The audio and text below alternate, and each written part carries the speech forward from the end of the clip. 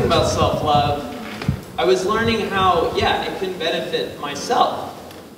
And then I quickly realized and could see how loving myself the most actually helped other people grow and helped heal other people through starting with myself. And so, starting with Kristen Neff, who created the self-compassion organization, who has also done just tremendous research on self-compassion and what really makes it work. And so starting with, the emotion of compassion springs from the recognition that the human experience is imperfect. And that's what I kind of connect with first when it comes with self-love. What does that mean? Loving myself as though I'm my best friend.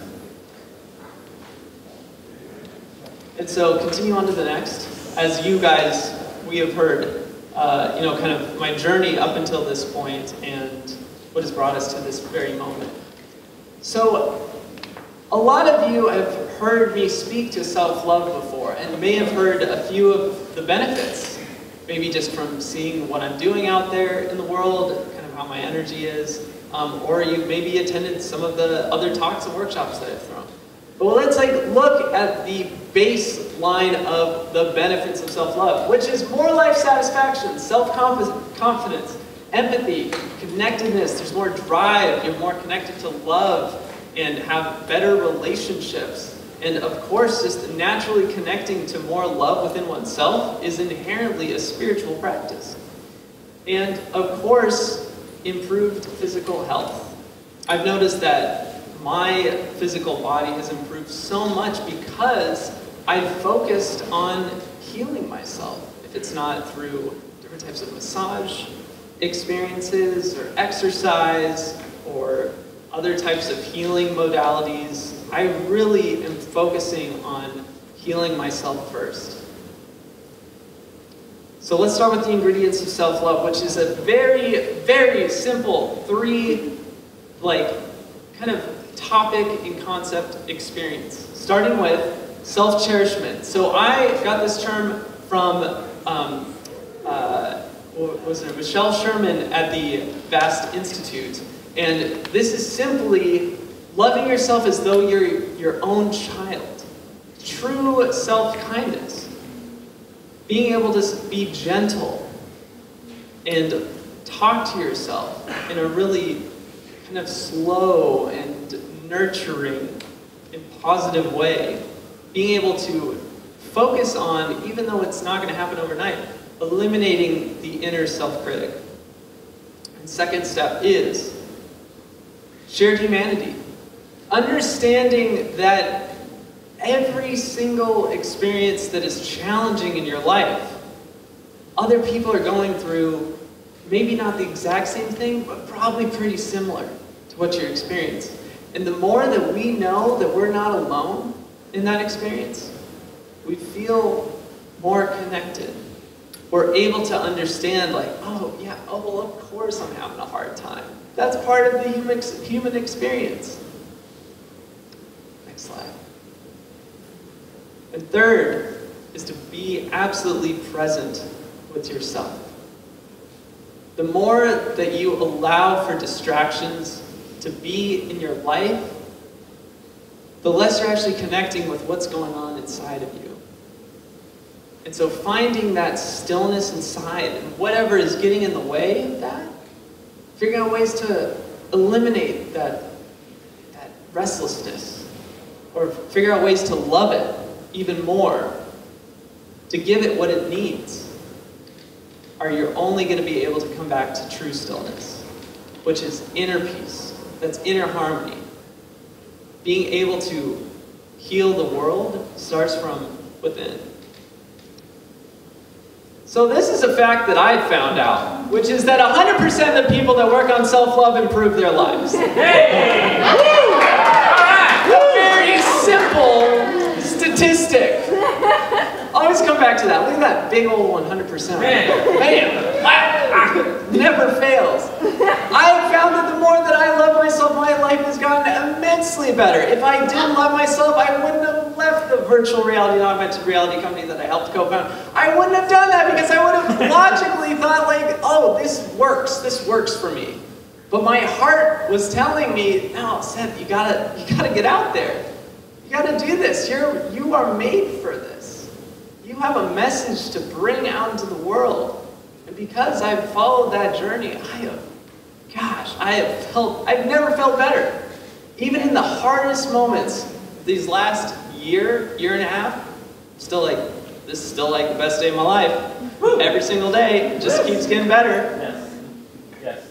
So I came up with this term self-love warrior, and it wasn't until about a few months ago that I really wanted to go, what makes a self-love warrior? And what makes it a absolutely like powerful kind of mode of being to embody? Why is it so powerful? So, being able to fiercely love the world because you're loving yourself. That's what it's all about. And so, I got some rules. And might not like rules, but I challenge you to take these rules in, and if you want to try them on, even though they might be a little hard, I guarantee you'll start to see your life shift. So start with number 1, which is acceptance that his or her worthiness is ineffable. Does everyone know what that, who knows what ineffable means? Who wants to give me a definition? Unexplainable. Unexplainable. Give me another one. Can't be expressed. You can't have with it. Oh my God.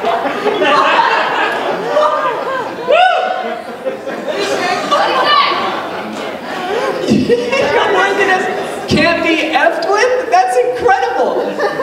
Wow, I love that. How's that go? What'd you have, Libby? Can't be expressed in words. Can't be expressed in words.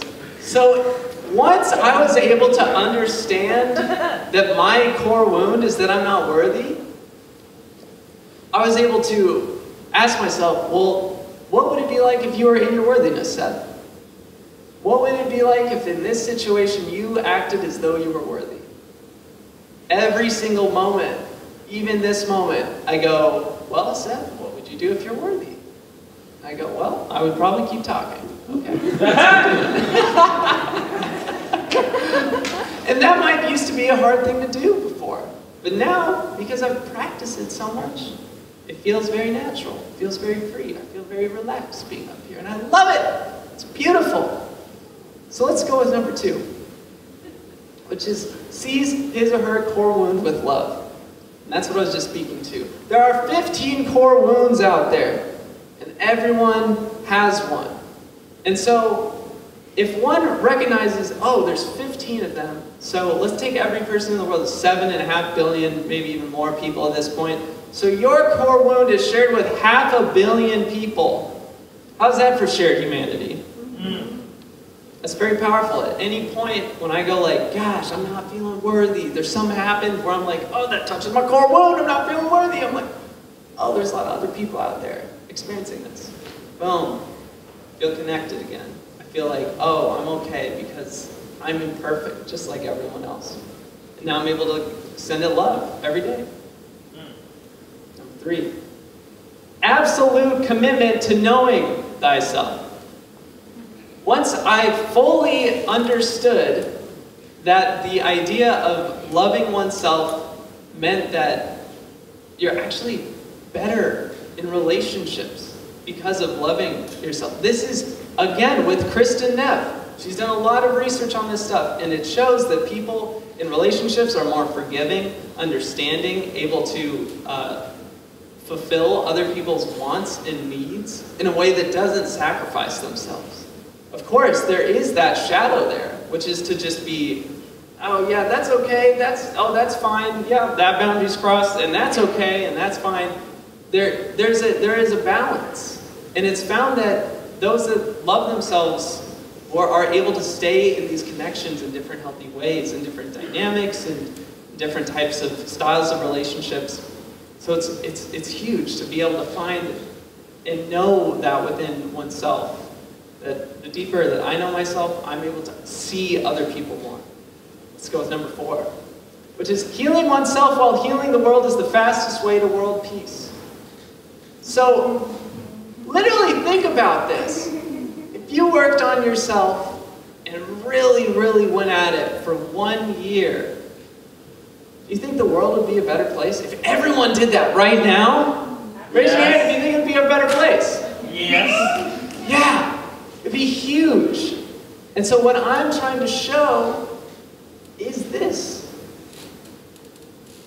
Because if I was able to be good, I don't need any other person to fix me or heal me, and I'm more capable of actually being of service to other people because I'm good. Let's go to number 5, which is sets and holds his or her boundaries with mercy. Understanding that it's not just boundaries with other people, it's boundaries within oneself. Am I giving too much to one person, to an organization, to my work? I need to be able to set those boundaries. I'm not always going to have someone else to tell me, Seth, you've been working too much. And of course, people care, so they will. And at the same time, I got to know that for myself. And so I ask you to look at the areas of your life. Where are you giving too much to others? Or maybe where are you not giving yourself enough?